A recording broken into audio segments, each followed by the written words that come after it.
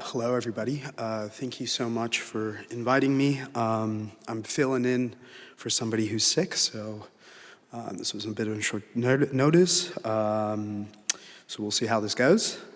I'm here to talk about my recent publication with the Petrovito group, and it explores the question of how to separate task fMRI activity from unrelated background or rest activity. This is a question that a lot of people have put a lot of thought in because the brain seems to be always active even during rest. And there have been proposals that brain activity is not for thinking, rather sort of priming the central nervous system for information that comes in for task. And they have modeled sort of these task networks as weighted components of the resting state network, so using functional connectivity, but also using DTI and using sort of sub-networks of the structural network. And the idea is that sort of certain components of these networks combine to produce a singular task response, whereas sort of the other networks are just active, but they don't contribute. And we're going to use sort of these ODE models. There's sort of a lot of new sort of large brain models, whole brain modelings, and we're going to use a technique that uses sort of a data-driven method to both capture the dynamics within the resting state regime and then the task regime. And then we're going to show that all of these task ODEs are really just subsets of these resting state dynamics. And with that, you can just sort of use the single equation to decode the task signal. So very quickly into the model. This model, I think, is one of the simpler models out there for system identification. It basically uses regression to fit the edge between two brain areas. So these are sort of fMRI, big parcellation, Desk and Kiliani Atlas, and you fit a sort of a function where the change of one brain area is some polynomial function of its neighbor, as well as sort of a decay. And if you constrain this decay as a hemodynamic response function, you can sort of solve for the relationships between other brain regions as a Taylor polynomial. And when you fit it, you basically get a bunch of sinusoids interacting between these different brain areas. And since this is a data-driven method, rather than sort of building the generative model using DTI and everything, we checked whether or not these weights correspond to the weights that we get from DTI, and they roughly correspond, especially within a particular hemisphere. And once you sort of apply this regression, what you end up getting is that you can model sort of these large coordinated activities in the network. And when you subtract sort of the measured and the network derivative, you get sort of the residual, which maybe is this task activity we were thinking. We'll get into a little bit more detail later on.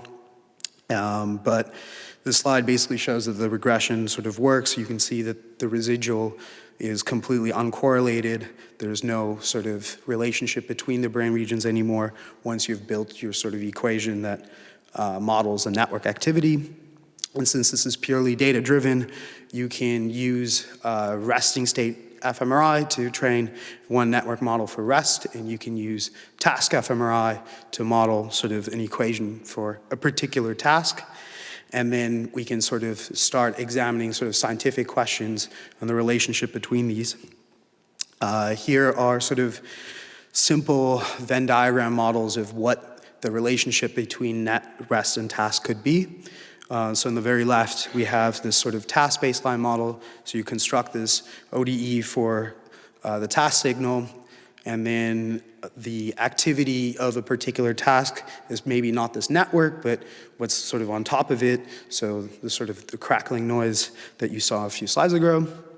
And then in the rest baseline model, you have these resting state networks. So again, you create an equation for the rest, and then you subtract the particular task, and then everything that's not in the rest might be the task. And then finally, we give you the model that actually I think fits the brain activity the best, which is that when you have a measured task signal in the fMRI, it's really a composite of the task response, as well as, and that couples with certain parts of the resting state network. And you can separate it by removing the entire resting state equation, and then you add back these task dynamics. And we're going to show that if you apply this, you can get much better results with your behavioral measures. So we process the task by basically aligning it when the stimulus onset occurs, and then you basically get the spatial temporal signal. And we have to somehow create a function between the spatial temporal signal and the behavioral activity we're interested in. For the paper, there was like 5 that we checked out. Here, I'm just going to explain the reaction time, so that's how long a person took to push a button when the task was completed. So we're correlating the sort of reaction time with this brain signal, and we know that we have separated the signal into sort of the background signal as well as the task-specific process if our correlations increase after the separation. And we do it in 2 different ways. One, we just do a simple correlation, and in the second one, we sort of sum all of the spatial temporal information via elastic net to get sort of one measure to compare against the reaction time. And basically our results here, so compared to the sort of the task, rest, and active cortex model, we show that you can, only the sort of active cortex model increases the sort of base correlation, but then it also, when you accumulate it using elastic net, you can get about 10% variance more explained after you apply this procedure of basically removing all the processes in the task that are not related. And yeah, the other way of sort of visualizing this, maybe make more sense of it, is that if you have sort of 2 tasks here, which are in a UMAP space shown by their functional connectivity, we're trying to remove the sort of shared signal between them, and each of these tasks are their own ODEs. And when you basically remove the component that is in common of all the tasks, which is the unrelated rest activity, then you see the functional connectivity separate in the UMAP space, which is why all the colors are sort of splitting beautifully, whereas sort of in the beginning, if you just take the functional connectivity of each task and you put it together, then they all sort of mixed. So this allows you to sort of get the important part of the signal without losing your correlation to your behavioral measures. Is sort of a generalized form of this is that if you take the measured signal and you subtract a sort of a linear combination of the rest models and the task-specific models, you can basically see that the only areas where the correlation increases are along the diagonal, which is the active cortex, because when you have the task baseline, which basically means that the C1 component is 0, you don't see any increases in correlation. And when you use the rest baseline, where C2 is 0, you also don't see any increases. So you really have to basically remove this embedding process where rest has all of these processes and then task has just the task-specific processes. And then when you're doing this sort of subtraction between these rest and task processes, you get the processes that are related to your particular task. I mean, you remove the signals that are unrelated to your particular task. Hope that makes sense. And we showed this for 4 different meta tasks: working memory, emotion, relational, and gambling, and HCP data. And the regions that increase correlation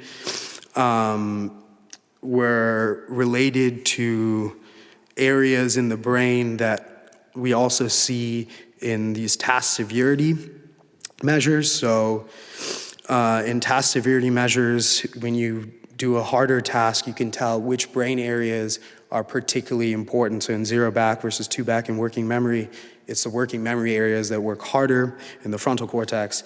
And this is to filter out things that you just need to finish it, like pushing a button or something. The motor cortex, you're not interested in that. And we see that the areas that we increase correlate with also areas that are more intense for the particular task. In conclusion, we basically use bridge regression to construct ODE models for rest and 4 different task states. And then we show that basically the relation is this active cortex model, where each of these tasks is really a subset of dynamics of the rest. And if you assume this model and you model the task ODE and the rest ODE, you can basically create a framework that for over 1,000 subjects in HCP, you're able to separate it. And it increases behavioral explainability in 5 different variables. I showed you for the functional connectivity in the UMAP and for reaction time, but the paper has 5 different things. And it's, we did it across 4 distinct big tasks or HCP small 14 subtasks, depending on how you want to define them. And this is a possibility of increasing brain-to-behavior relation in many task studies. I mean, there's like over 100,000 with a bunch of asterisks because you need enough data to construct these models. But if you do, then you're able to isolate the signal of interest much better.